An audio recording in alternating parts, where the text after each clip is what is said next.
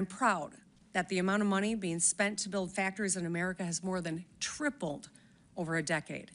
In Michigan, we've secured dozens of new facilities to build chips, batteries, cars, and energy. Just this year, major companies have announced huge investments in America to build data centers and factories and research facilities. So here's my pitch. Let's keep going. Let's make more ships and planes and semiconductor chips in America. Let's cut red tape and unleash extraordinary potential of American industry. Let's give more hardworking people a fair shot at a decent life. And let's usher in, as President Trump says, a golden age of American manufacturing. So first I want to talk about ships. I will talk about chips, but I'm talking about ships first. American shipbuilding output is a fraction of what it was in the 1950s. We build just 0.1%, all right, 1.1% of the world's ships, while China alone makes 53%. That's more than the rest of the world combined. Here's another shocking stat. China's largest state-owned ship company built more ships by tonnage last year than we have in the last 80 years, since the end of World War II. Shipbuilding is both a commercial and military challenge, but I'm going to focus on the military side. Last September, the United States Navy set an ambitious goal of building hundreds more ships and submarines over the next few decades. If we don't progress toward that goal, China's naval fleet could be 50% larger than ours by 2030. It's not that far away. So I'm encouraged that both parties appear to see the problem. In December, Republicans and Democrats in Congress introduced the Ships for America Act, which would be the most significant bipartisan legislation to build ships in decades. Last month, during his joint address to Congress, President Trump announced that he will establish a new Office of Shipbuilding in the White House under the National Security Council. A few days later, Brett Seidel, the Deputy Assistant Secretary of the Navy for R&D, testified in front of the House Armed Services Committee. He outlined the challenges that we face, including reduced manufacturing capacity, supply disruptions, and most of all, workforce shortages. The last factor, workforce, is huge. We are short more than 100,000 workers, as nearly every major American shipyard has a hard time hiring and retaining the workforce they need. The shortage will get worse in a generation as we see a generation of experienced ship workers start to retire. If we don't act, our shipbuilding workforce will soon be smaller and less experienced than ever. In Michigan, we're the tip of the spear, or the tip of the torpedo in this case, in facing this challenge. Last year, the former Navy Secretary and I launched the Michigan Maritime Manufacturing, or the M3 initiative. It's a job training program built in partnership with Macomb County and Macomb County Community College to prepare thousands of Michiganders for careers in maritime welding and machining. A few weeks ago, I attended the first ever M3 graduation. It was full of inspiring stories. There was a mother and son who are graduating together. A young man who built a career on his career in tech education he got in high school. Another who went from homelessness to a hopeful future where he signed a contract that day with a company at a good paying job. A clerk, a caregiver, a Coast Guard veteran. These are some of the people that graduated that day. We've already heard from businesses that have hired some of these recent graduates and are really impressed with their technical talent and the skills they brought on day one. A couple of weeks ago, I shared the success of this M3 initiative with Defense Secretary Hegseth. I told him it's good for workers, it's been good for Michigan, and it's good for America too, and national security. So my proposal is let's grow it. Let's expand initiatives like this. Let's do it statewide in Michigan, but replicate it across the country. The state of Michigan is ready to serve as a connector between the Navy and our network of 31 tribal and community colleges. We have the skills and the ability to make sure we're training people up. We can train thousands of Michiganders to do what we do best, which is GSD, get ship done. All right. Now let's talk about planes. We are the world leader in both commercial and military aviation. We're the home to industrial giants and manufacturers up and down the supply chain. We have a strong network of allies and around the globe in this space, including the UK's Midland Aerospace Alliance, who I met with 2 weeks ago. Our air superiority is second to none, but we are facing serious economic headwinds as our adversaries are catching up. Globally, we're short 17,000 jets and planes, and plane travel shows no sign of slowing down, with an all-time high of 5.2 billion passengers last year. Because of the shortage, however, airlines are having to use older planes for longer periods of time, for an average of 14 years. Now, there's a huge opportunity here to meet demand while making a profit and maximizing market share. China understands this. This is their plan, actually.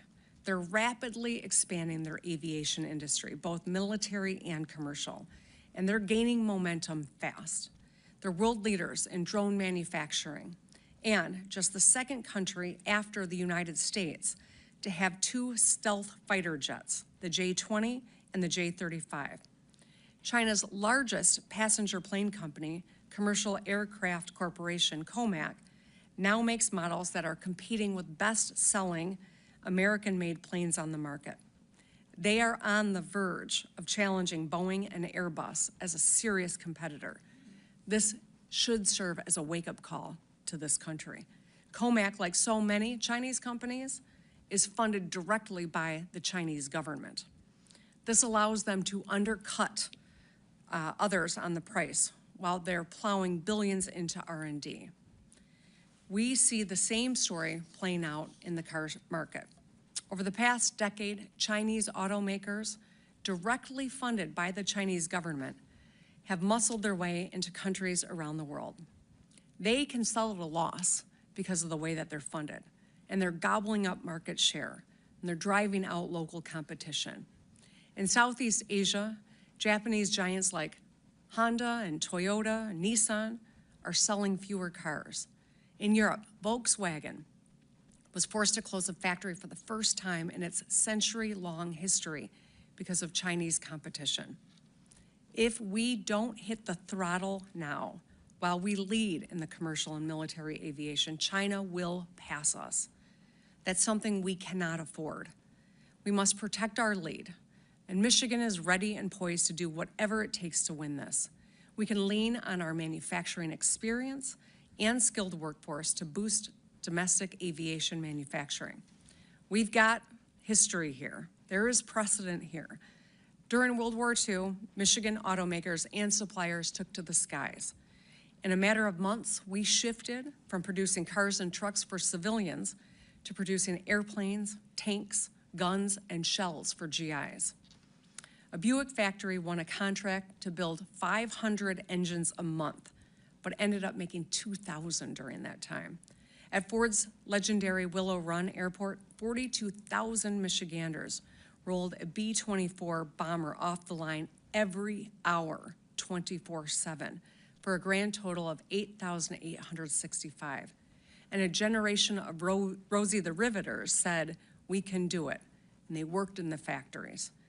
We were able to get it done because the federal government set a clear strategy, made it easier to move fast by slashing red tape, and simplified procurement.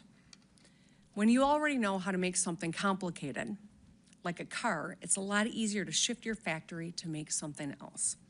Domestic manufacturers, whether they're multinational corporations or small and mid-sized companies further up the supply chain, stand ready and capable to do this.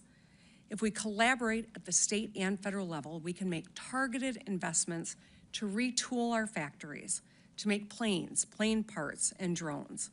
We have manufacturing and innovation ecosystem that is uniquely suited for modern defense and aerospace needs. Another contributing factor to slowing aviation industry, just like with shipbuilding, is a shrinking workforce.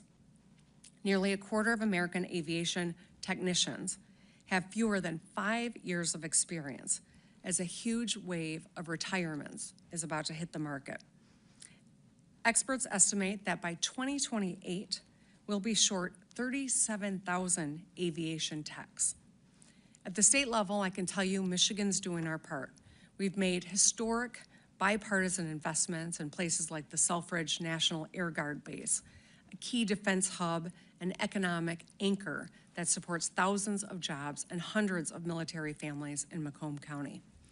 I established a new statewide Office of Defense and Aerospace Innovation, and in the heart of Detroit, we set up the Transportation Innovation Zone, where aviation and aerospace startups can easily test new technologies in public airspace.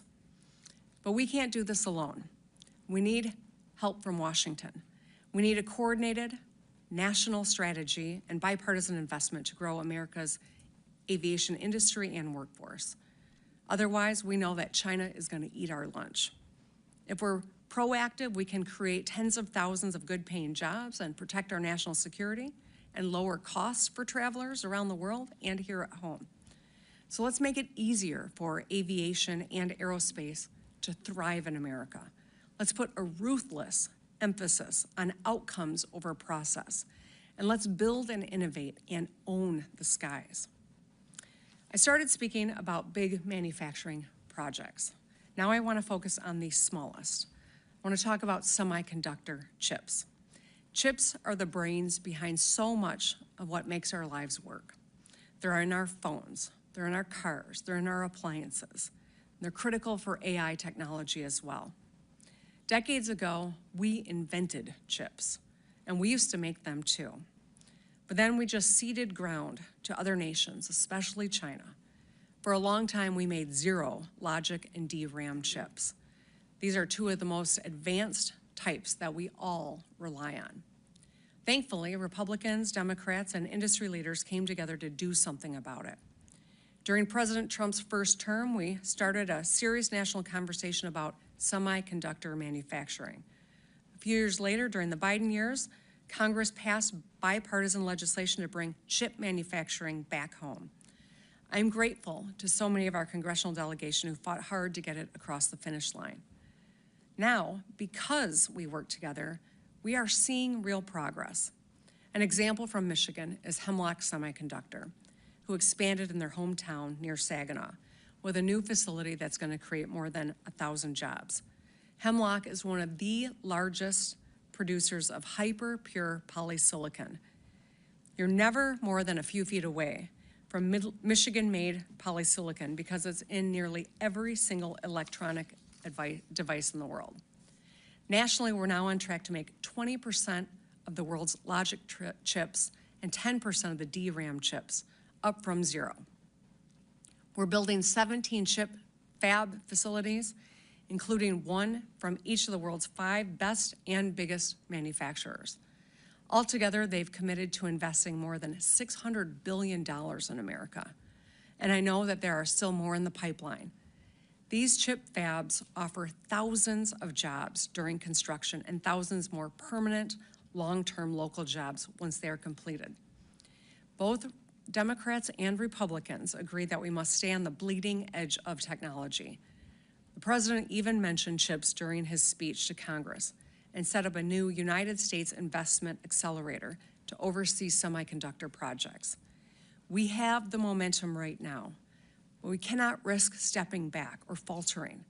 We need to continue strong bipartisan efforts at the state and national level to make more chips.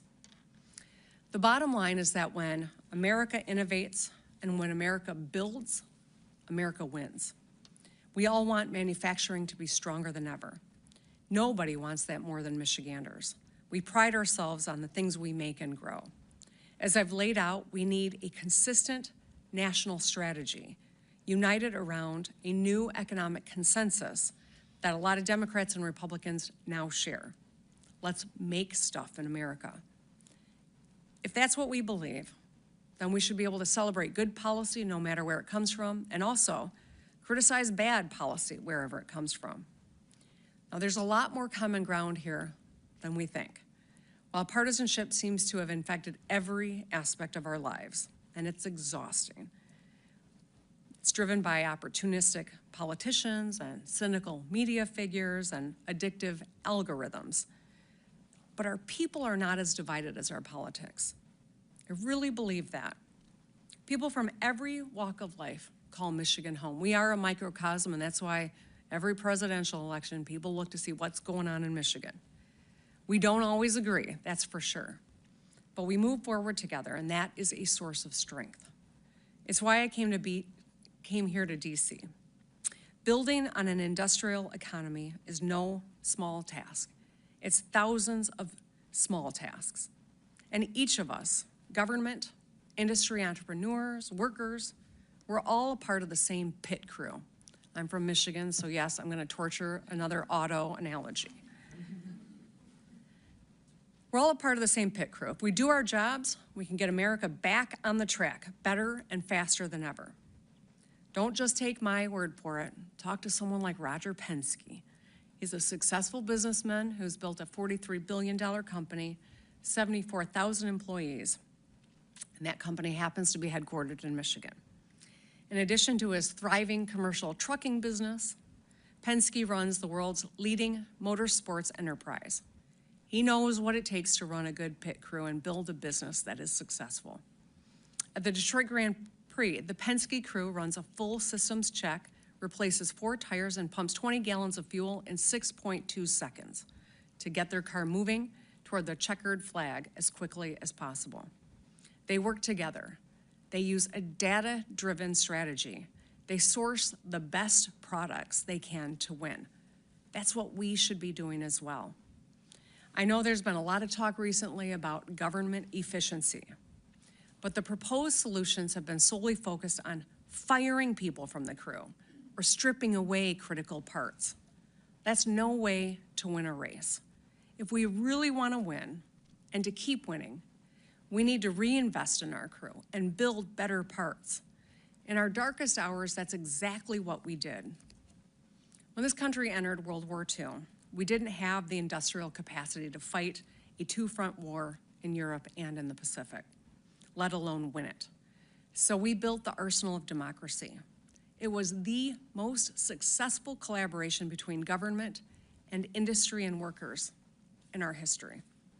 When the Allies won the war, 500,000 Michiganders flooded into downtown Detroit to celebrate, realizing the part they all played in saving the world. Now, fast forward to just a few years ago. As we face a deadly global pandemic, the president launched Operation Warp Speed. We moved faster than anyone thought was possible to create, test, make, and ship billions of shots of a life-saving vaccine. I still remember the pride I felt when I watched the Pfizer vaccine get packed into trucks and roll out of Portage, Michigan. People stood outside on the road, even though it was bitter cold, waving the stars and stripes, proud of what we had done. It was an extraordinary achievement that showed us what's possible when we work together to streamline government and allow America to do what it does best, innovate and build. We got a lot going for us, but our future is uncertain. We have good cards, but good cards alone don't mean jack if you don't play them right. This year and in the years to come, no matter who is in the White House, we need to be betting on American workers. We need to bring chip manufacturers back home. So let's dominate the seas and the skies and the roads. And let's innovate and let's build together. I really appreciate you joining me this morning, and I'm looking forward to the conversation that we're about to have next. Thank you so much.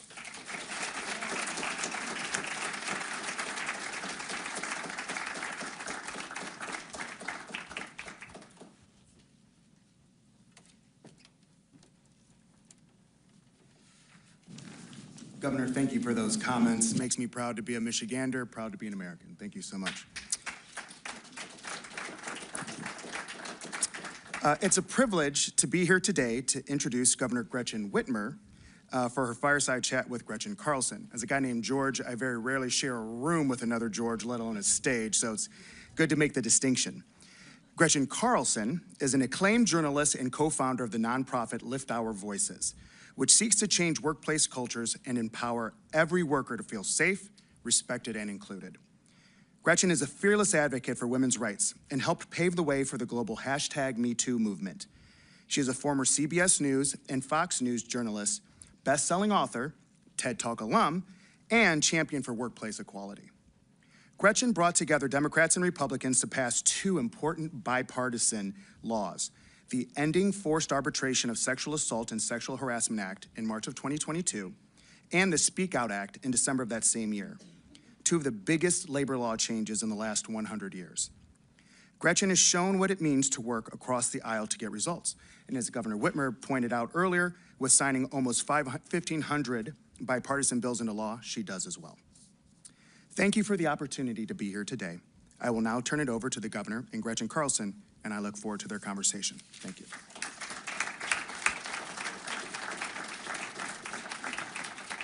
Thank you.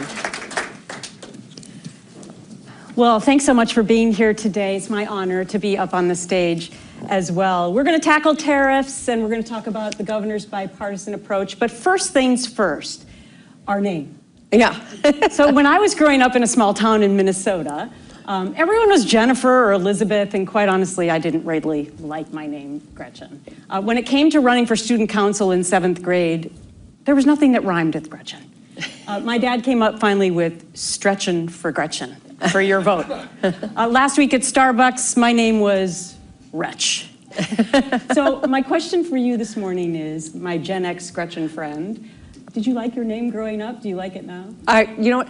I was the only Gretchen growing up, just like you, Jennifer's, et cetera. And I wasn't particularly enamored with it, to be honest, but I'm named after my grandma Gretchen, who I adore. It's funny though, because she always said, never let anyone shorten your name. Don't let people call you Gretch, because it rhymes with wretch. And so I always had this aversion to being called Gretch. And then during the pandemic, I got the nickname Big Gretch.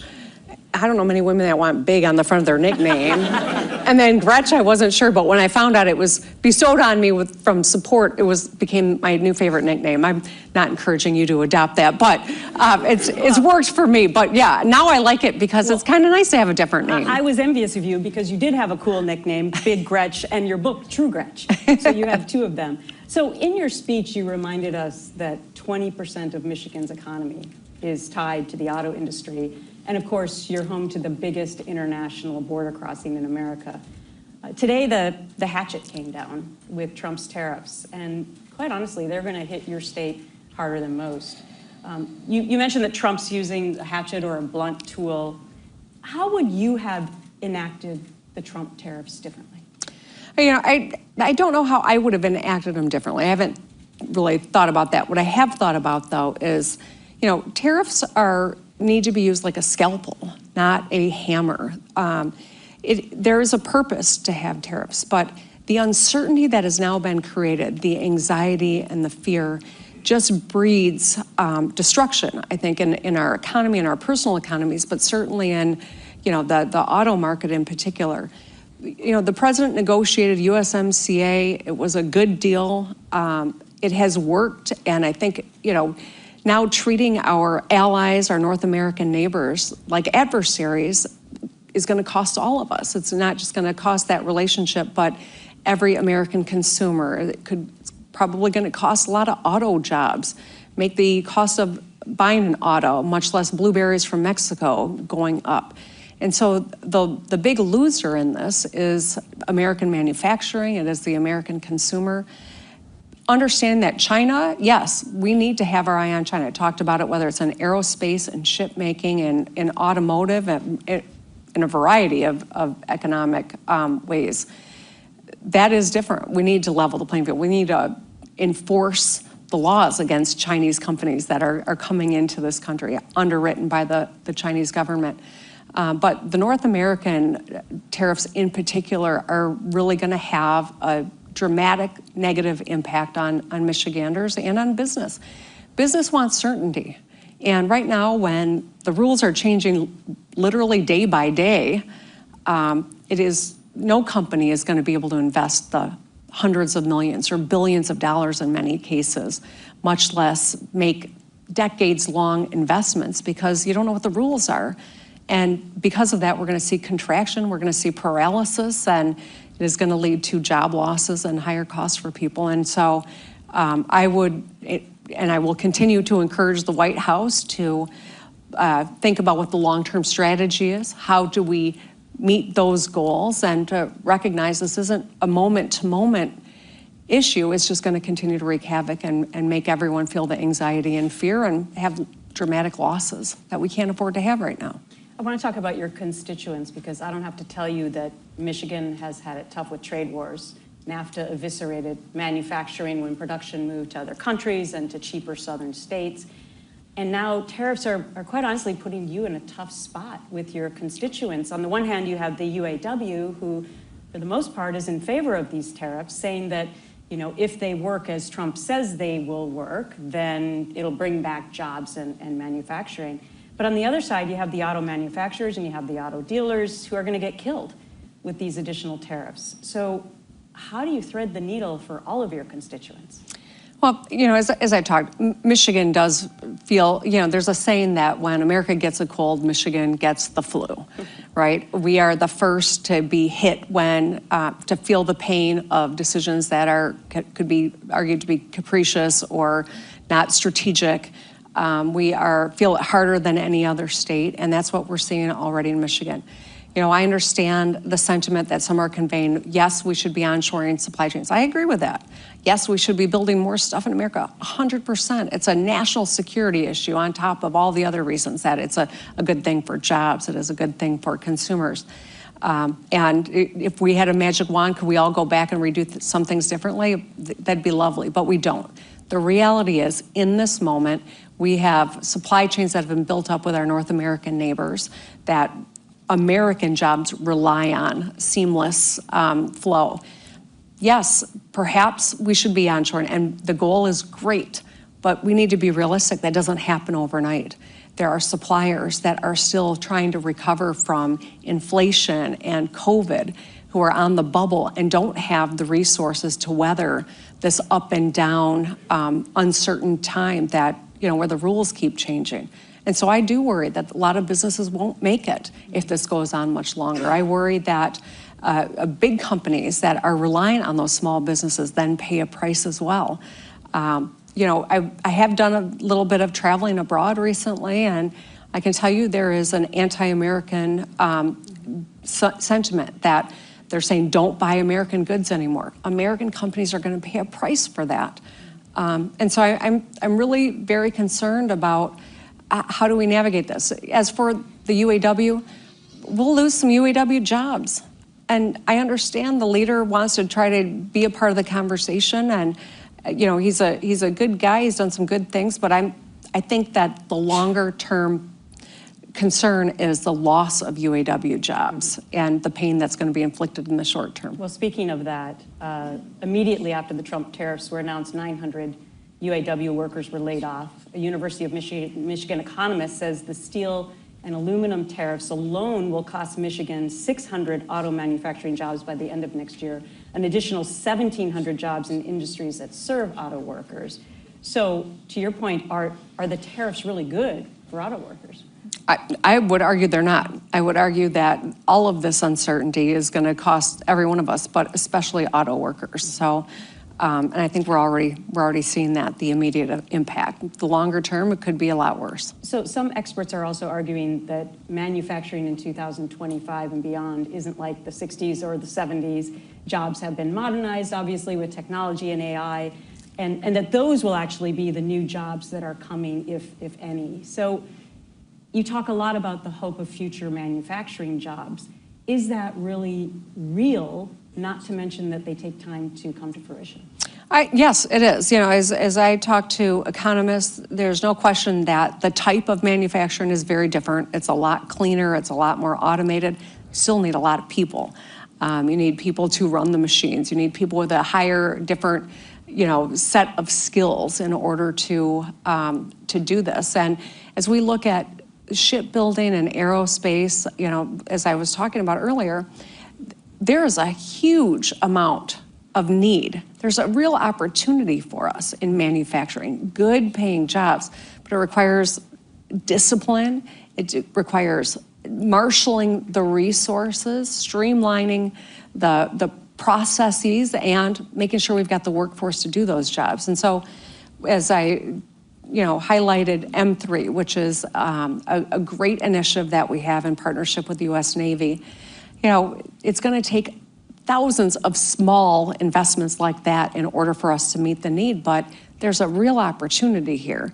If we seize on this, in 10 years, our manufacturing capabilities will be even more advanced. We'll have more people making more money, but also we will be owning these industries instead of trying to catch up or having our adversary be the dominant leader in all of these realms.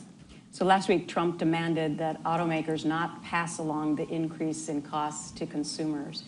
Ironically, my family was in the car business in Minnesota for 100 years, so I've lived this and seen the ups and downs.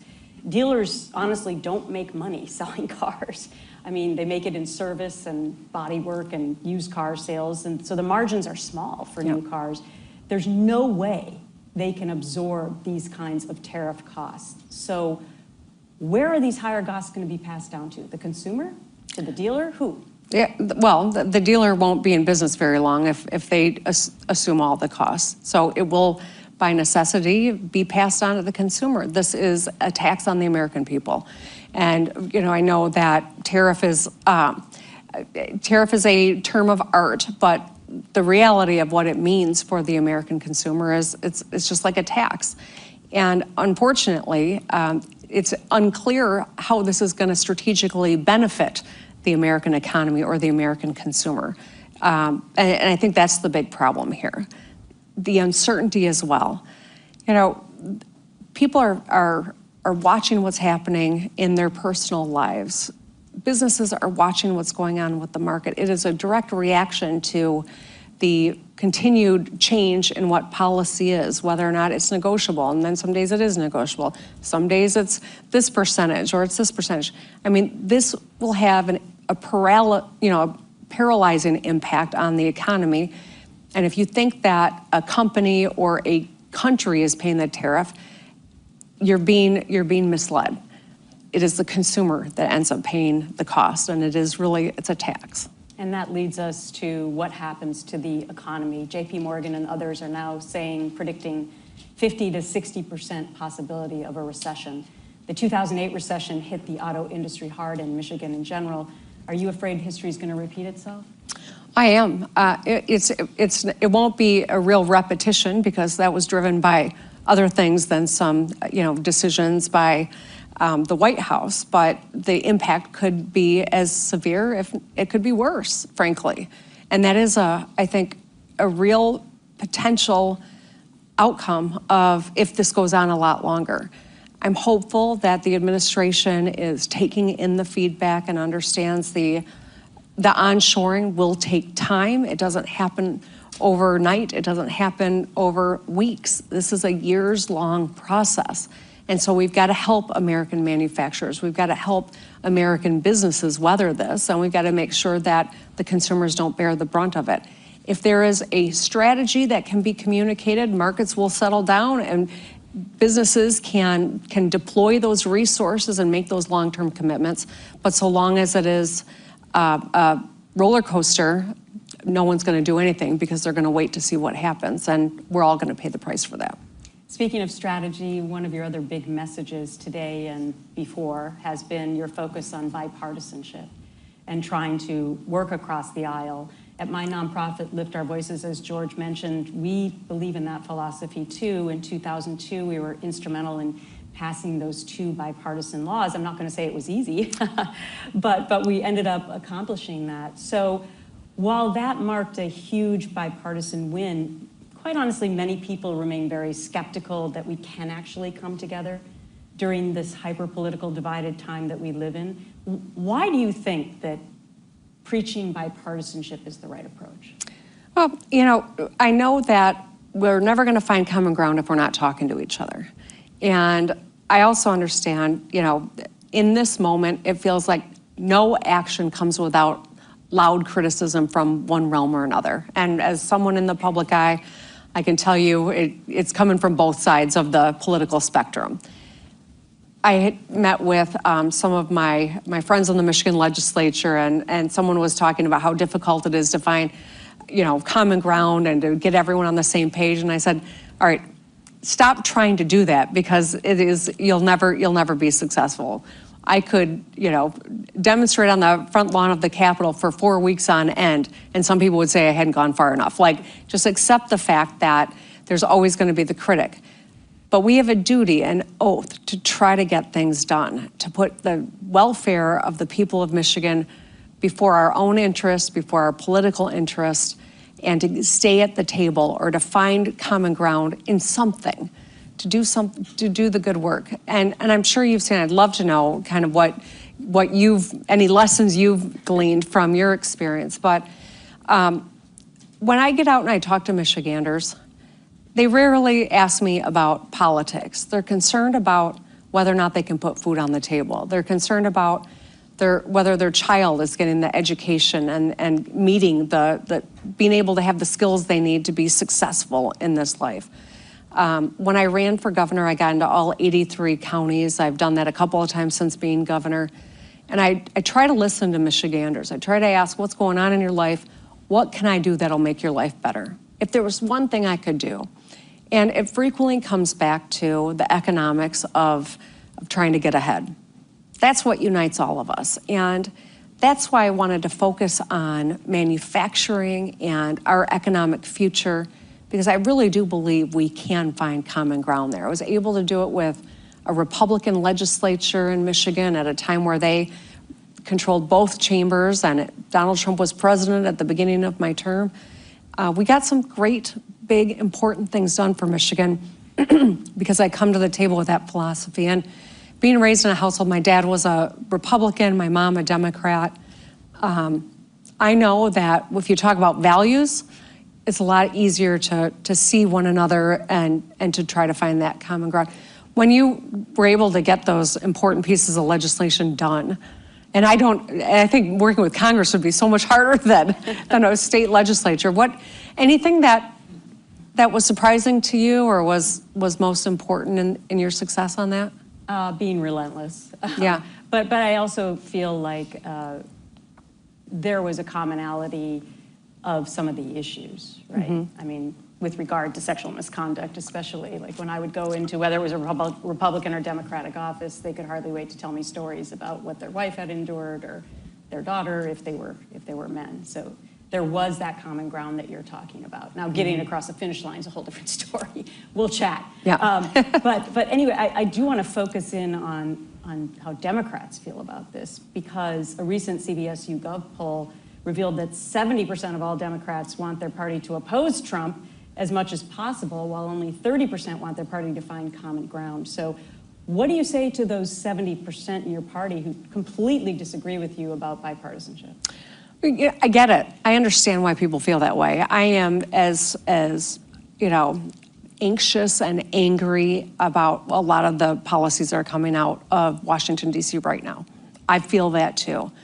And 10 million people, many of whom disagree with me about everything that I do, some of whom agree with me about a lot that I do. No one agrees with everything, and I accept that. But I took an oath to the people of Michigan to try to get as much done for the state. Now, people come for our rights, I'm gonna be the first one out there. People come for your health care, I'm out there doing work with Congresswoman Debbie Dingell to talk about what Medicaid cuts could mean to individuals, to health systems, to all of our ability to access health care. I will continue to do that work. I will hold people accountable. I also got to continue to make sure I got a seat at the table so I can try to get important things done.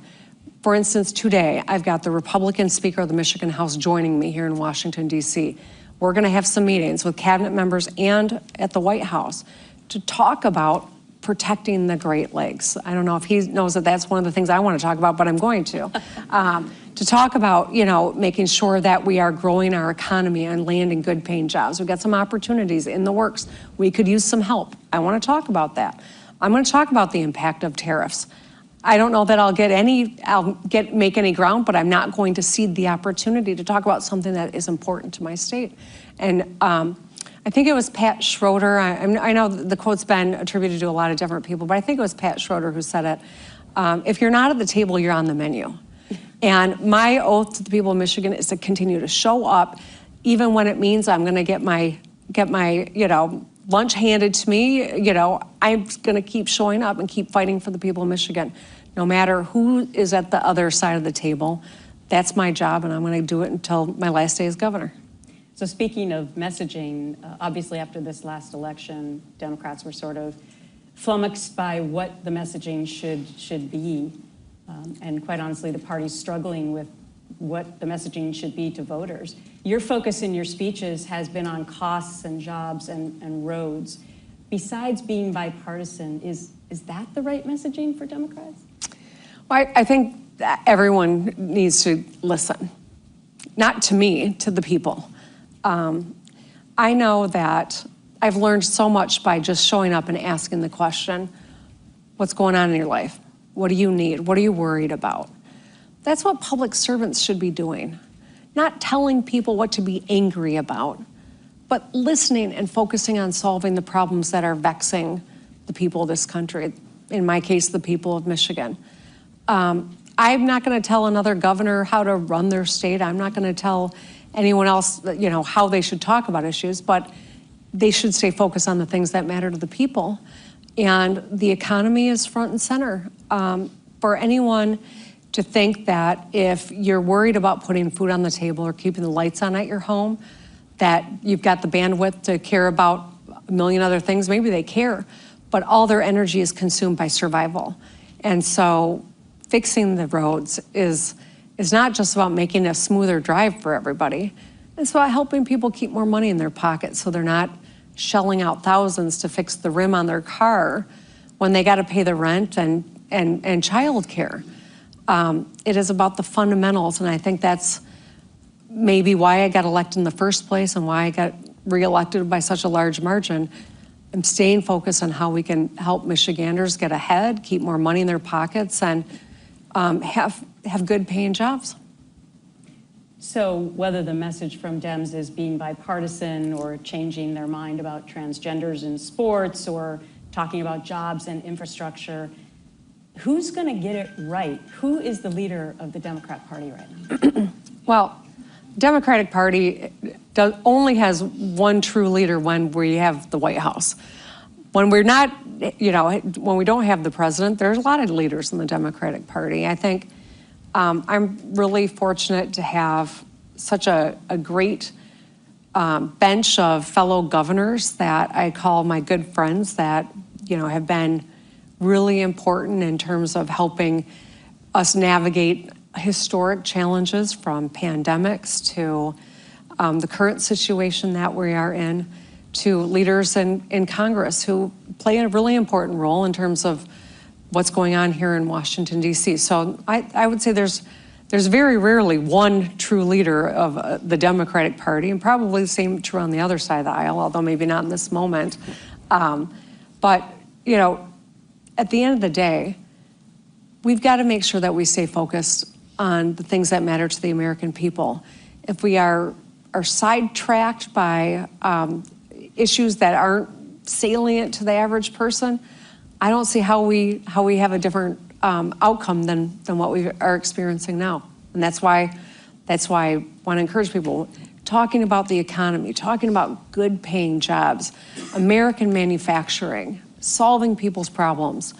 That's the most powerful way that we can improve the lives of people in this country. And I think that's what we need to remember. So at Lift Our Voices, we know how important it is to support all workers. Are you saying then that your plan is going to get back the working class who went to Trump last time? Your plan's going to get back independents who decide every election and went to Trump last time? It's not my plan. This is a lesson from our history. This is an assessment of our reality that we are in right now, and where do we want to be?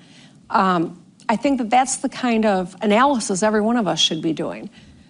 We want leaders who are not just focusing on keeping us angry with one another, but where do we get to where we want to be? That's what I'm talking about here. This is about an honest assessment of our challenges, but also an optimistic view of what's possible. where we can find a future where every person can get ahead and be a part of building a country that is a world leader. I would say we got a lot of work to do, and that's what I'm focused on. A government that is strategic, that is focused on strength and opportunity for every American worker, where there is a fair shot at a great life, but also an America that leads the world again on all these fronts. So you're more than 500 miles away from home giving this big speech. You could have given it in Lansing, but instead you chose to do it in the nation's capital. Is this your way of telling us you are seriously considering coming to D.C., perhaps to the 1600 block of Pennsylvania Avenue? Are you running for president? No, this is my way of saying, this is similar to speeches that I've given in Michigan too, by the way. This is, I think, a blueprint for success. This is what we did in Michigan during World War II. This is what we are capable of as a nation. We need leadership that stays focused on doing these things so that Americans can get to work doing the big manufacturing that we are falling behind on globally, so that we can harness the strength of American companies, American institutions of education, and the American workforce. That's what this is all about. I desperately want whomever is here in the White House today or in the future to really be thinking long-term about how do we build a country that is leaders, that is revered again, that is dominant in these industries, and that has a lifestyle that is the envy of the world. That's who we were at one point. We can be that again. But I think this is what the blueprint should be. Well, when you do decide to run for president, I hope you tell this Gretch first. Okay? You got it. All right, so big Gretch, true Gretch, Governor Gretchen Whitmer, thank you so much for this. Thank you, Gretchen. I appreciate it.